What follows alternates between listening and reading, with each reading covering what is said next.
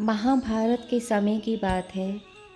पांचों पांडवों ने भगवान श्री कृष्ण से कलयुग के बारे में चर्चा की और कलयुग के बारे में विस्तार से जानने की इच्छा जाहिर की कि कलयुग में मनुष्य कैसा होगा, उसके व्यवहार कैसे होंगे और उसे मोक्ष कैसे प्राप्त होगा। इन्हीं प्रश्नों का उत्तर देने के लिए भगवान श्री कृष्ण कहते हैं, तुम पांचों भाई वन में जाओ और जो कुछ भी दिखे वे आकर मुझे बताओ, मैं तुम्हें उसका प्रभाव बताऊंगा। पांचों भाई वन में चले गए। युधिष्ठिर महाराज ने देखा कि किसी हाथी की दो सूंड हैं। यह देखकर उनके आश्चर्य का ठिकाना न रहा। अर्जुन दूसरी दिशा में गए। वहाँ उन्होंने देखा कि कोई पक्षी है जिसके पंखों पर वेद की ऋचाएँ लिखी हुई हैं, पर वह पक्षी मुर्दे का मांस खा रहा है। यह भी आश्चर्य है। भीम ने तीसरा आश्चर्य देखा कि गाय ने बछड़े को जन्म दिया है और बछड़े को इतना चाट रही है कि बछड़ा लहूलुहान हो जाता है। सहदेव ने चौथा आश्चर्य देखा कि 6-7 कुएं हैं और आसपास के कुओं में पानी है, किंतु बीच का कुआं खाली है। बीच का कुआं गहरा है, फिर भी पानी नहीं है। पांचवें भाई नकुल ने एक अद्भुत आश्चर्य देखा कि पहाड़ के ऊपर से एक बड़ी शिला लुढ़कते लुढ़कते आती और कितने ही वृक्षों से टकराई, पर उन वृक्षों के तने उसे रोक न सके। कितनी ही अन्य शिलाओं के साथ टकराई, पर वह रुक न सकी। अंत में एक अत्यंत छोटे पौधे का स्पर्श पाते ही वह स्थिर हो गई।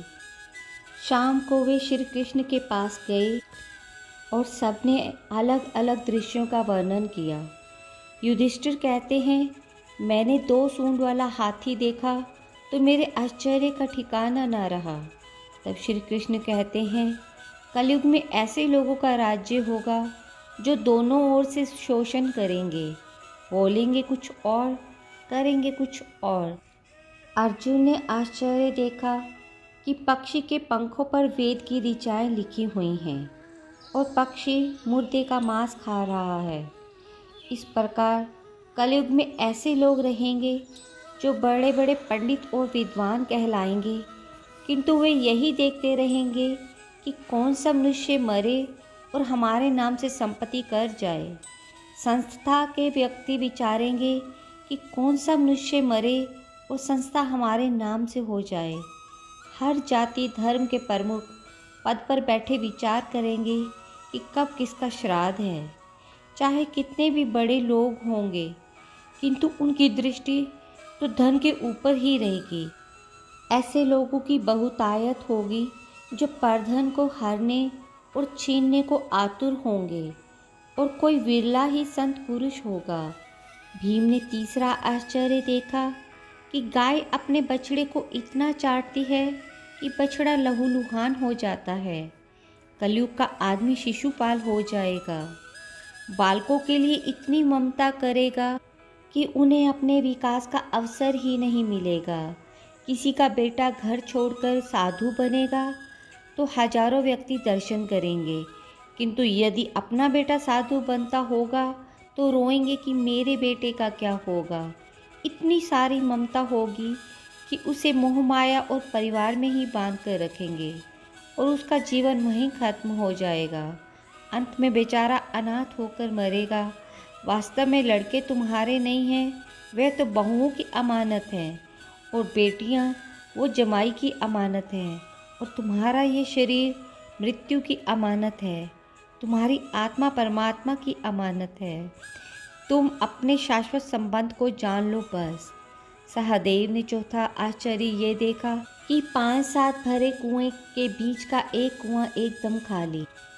कलयुग में धनी लोग लड़के लड़की के विवाह में, मकान के उत्सव में, छोटे बड़े उत्सवों में तो लाखों रुपए खर्च कर देंगे, किंतु पड़ोस में ही यदि कोई भूखा प्यासा होगा तो वह ये नहीं देखेंगे कि उसका पेट भी भरा है या नहीं। दूसरी ओर मौज और व्यसन में पैसे उड़ा देंगे, किंतु किसी के 2 आंसू पोंछने में उनकी रुचि ना होगी, और जिनकी रुचि होगी उन पर कलयुग का प्रभाव नहीं होगा, उन पर ईश्वर का प्रभाव होगा। पांचवा आश्चर्य ये है कि बड़ी चट्टान पहाड़ पर से लुढ़की, वृक्षों के तने और चट्टान उसे रोक ना पाए, किंतु एक छोटे से पौधे ने टकराते ही वह चट्टान रुक गई। कलयुग में मानव का मन नीचे गिरेगा, उसका जीवन पतित होगा। यह पतित जीवन धन की शिलाओं से नहीं रुकेगा और ना ही सत्ता के वृक्षों से रुकेगा, किंतु हरि नाम के एक छोटे पौधे से ही, हरि कीर्तन के एक छोटे से पौधे से ही मनुष्य जीवन का पतन होना रुक जाएगा।